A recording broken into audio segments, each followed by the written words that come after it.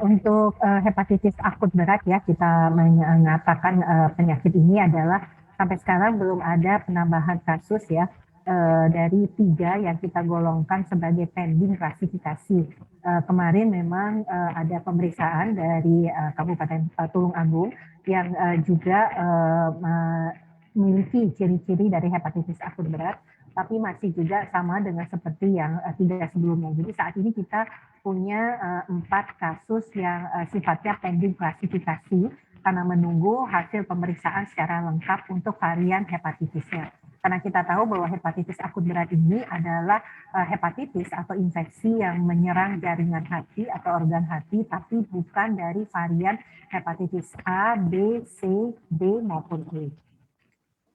Oke, baik. Dokter Nadia, kalau kita bicara terkait cara penularannya seperti apa sih dokter di kasus hepatitis akut ini?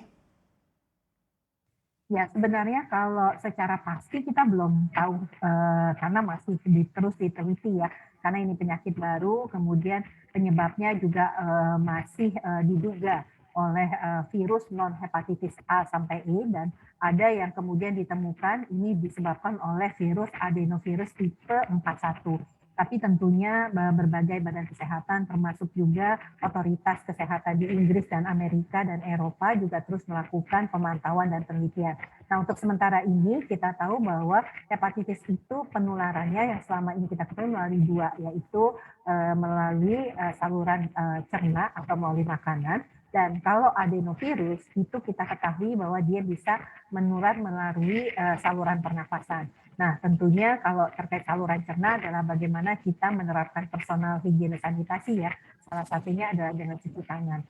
Untuk penularan adenovirus yang sebenarnya selama ini adalah penyakit yang bisa sembuh dengan sendirinya, tapi bagaimanapun juga tetap kita akan waspadai. Oleh karena itu, di tengah tentunya mudik dan penurunan kasus COVID-19 yang terus membaik ini, protokol kesehatan kami himbau masyarakat untuk tetap diterapkan dengan baik, termasuk menggunakan masker.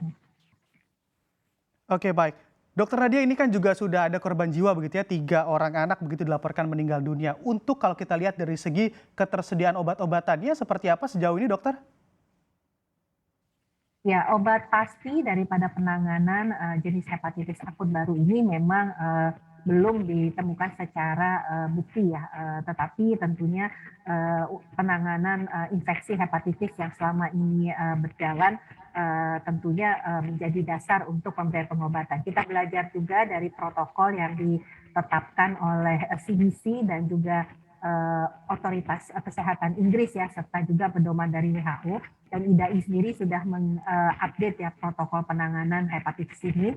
Sebagian besar obatnya masih menggunakan obat-obat yang tersedia selama ini untuk pengobatan penyakit hepatitis. Nah, tapi yang menjadi kunci penting adalah bagaimana kewaspadaan orang tua nih. Bagaimana kemudian mengenali gejala dan tanda dengan dini, dan kemudian membawa anaknya untuk segera ke fasilitas pelayanan kesehatan. Jadi jangan menunggu kuning dulu, kalau sudah ada gejala-gejala, silahkan membawa ke fasilitas pelayanan kesehatan. Baik, dokter, ini kan kalau kita perhatikan juga begitu sejumlah kabar di media begitu ya, ini adanya kasus hepatitis akut ini juga banyak diperkirakan ataupun disebabkan karena adenovirus yang memang menjadi bahan vaksin yang disuntikan pada anak-anak begitu ya. Maka dari itu terjadilah kasus hepatitis akut ini juga pada anak-anak. Bagaimana pendapat Anda, dokter? Ya, pertama kami ingin tegaskan ya, tentunya berdasarkan juga rilis yang disampaikan WHO bahwa hepatitis virus akut berat ini tidak ada hubungannya dengan vaksin COVID-19 ya.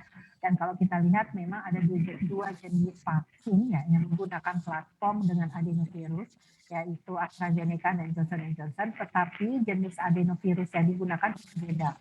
Yang pertama adalah menggunakan adenovirus tipenya itu adalah 47, dan yang satu lagi adalah adenovirus dari simpanse. Jadi jelas dua adenovirus yang berbeda dan dipastikan virus yang digunakan ini memang suatu virus yang sudah dilemahkan dan tidak akan membuat kita sakit. Ini beberapa hal yang di dalam penelitian sudah dikemukakan oleh tadi Badan Kesehatan Dunia. Yang kedua adalah sebagian besar penyakit hepatitis akut berat ini menyerang pada anak usia 6 tahun. Di mana anak usia 6 tahun memang belum mendapatkan vaksin COVID-19. Jadi sesuai dengan data yang ada saat ini, tidak ada hubungannya atau kaitannya antara vaksin COVID-19 dengan munculnya hepatitis akut baru.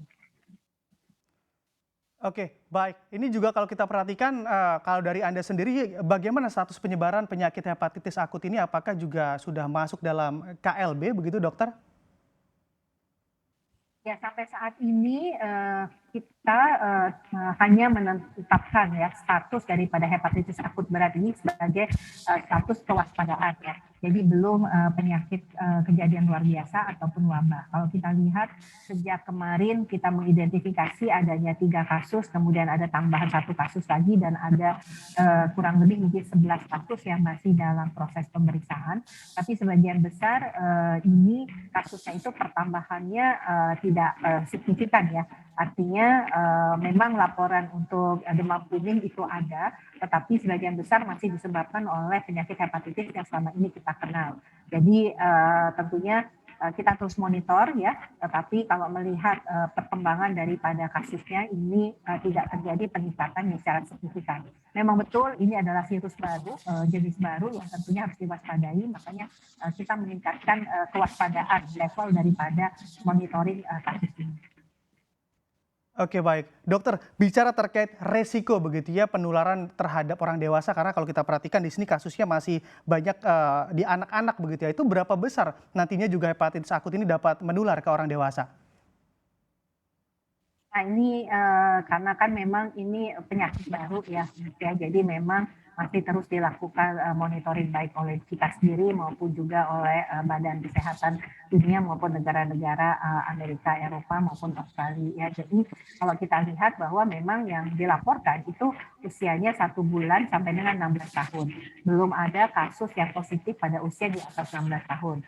Tetapi apakah nanti orang tua atau orang dewasa bisa menjadi salah satu sumber penularan ataupun bisa juga tertular, ini yang masih terus kita lakukan monitoring. Tapi fokus utama kita saat ini adalah karena sebagian besar ini mengenai anak-anak dan rentang usia paling banyak itu berada pada usia kurang dari 6 tahun. Nah, ini yang tentunya menjadi kewaspadaan.